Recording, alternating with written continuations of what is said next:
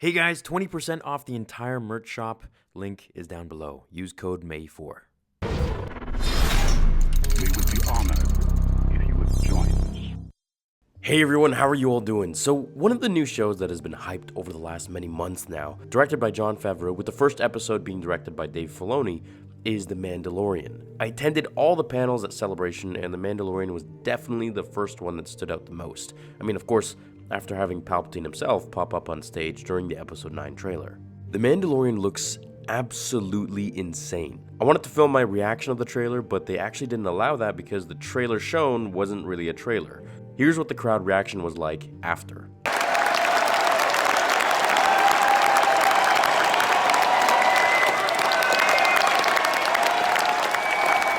was cool, man.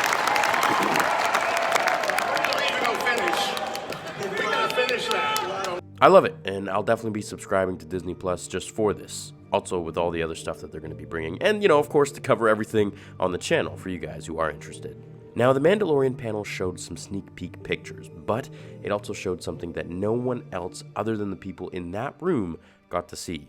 Unless, of course, you saw some leaked videos online, which I've seen a lot of reviews online covering these leaked videos, and they get a lot of the things wrong because they weren't actually there and they didn't get to actually see everything. But hopefully, this one will clear things up. Now, I remember Jon Favreau saying goodbye to the camera, and once he did in the stadium, everyone started to leave when he was just like, no, not you guys. We have something special for you. Then they played a few minutes of the actual show, and let me tell you guys, it was sick. So I want you to think like Game of Thrones meets Gladiator, only set in Star Wars and taking place exactly 5 years after Return of the Jedi. The trailer showed the Mandalorian, who's played by Pedro Pascal, the guy who lost to the mountain in Game of Thrones. The trailer shows a cantina scene between the Mando and Carl Weathers' character called Greef Karga, who is offering him small job bounties that the Mando isn't too interested in. Like, for a bunch of them, he's basically offering him 5,000 credits, and the Mando's like, that doesn't even cover gas. As Greef tells him of one job that he does know that does pay a lot, but it's very dangerous,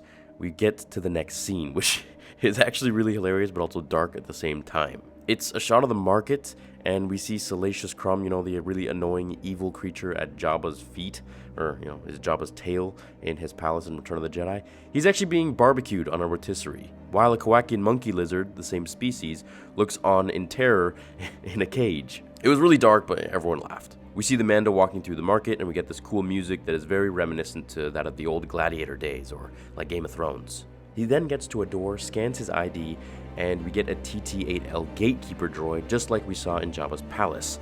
Pops out, scans his card, and he walks in. He comes across Werner Herzog's character, who we don't know his name just yet, along with 4 stormtroopers who look super weathered. Herzog's character tells the Mando that Greef told him that he'd be coming.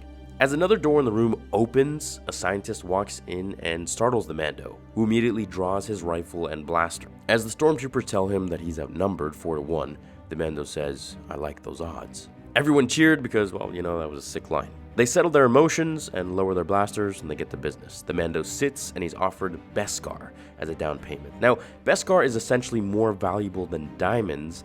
It's Mandalorian ore, and it's mainly supposed to be used just for Mandalorians only. It's extremely dense and resistant to almost anything. Mandalorians mined the planet of Mandalore for this iron ore and formed it to their weapons, ships, and armor. It was super rare and expensive. They tell him they have a lot more Beskar upon delivery of the bounty alive. However, if he's delivered dead, the reward would be heavily reduced. They aren't able to give him much data at all in order to find this guy or girl, or whatever it is, whoever it is, but they say a man of his talents and reputation will be able to track down the bounty relatively easily. So here's what I'm thinking. The bounty is someone, but that someone maybe has information to the Darksaber, or has the Darksaber themselves. I don't know. I think it would just be cool if they put that in there somewhere. As we know, the Darksaber was in possession of the Mandalorians for generations of the planet's ruler, even belonging to Darth Maul at one point, who, of course, wasn't a Mandalorian. The trailer ends with the Mando walking out, and then it's just a cool highlight action reel of some different shots.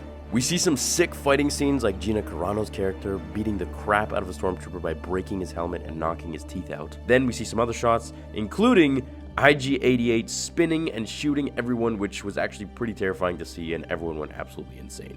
At the end of it, everyone was on their feet, and the entire stadium was just in a roar of applause and excitement. And that was the end of it. That was all we got, but it was perfect. It was just the right amount, and it's definitely something that is going to be clearly getting a lot of views, and that means people are going to have to, sign up for the streaming service, which this show comes out November 12th, 2019 on Disney+.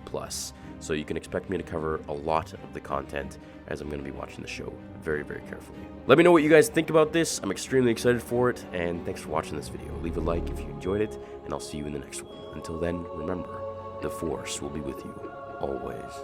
Now, fulfill your destiny.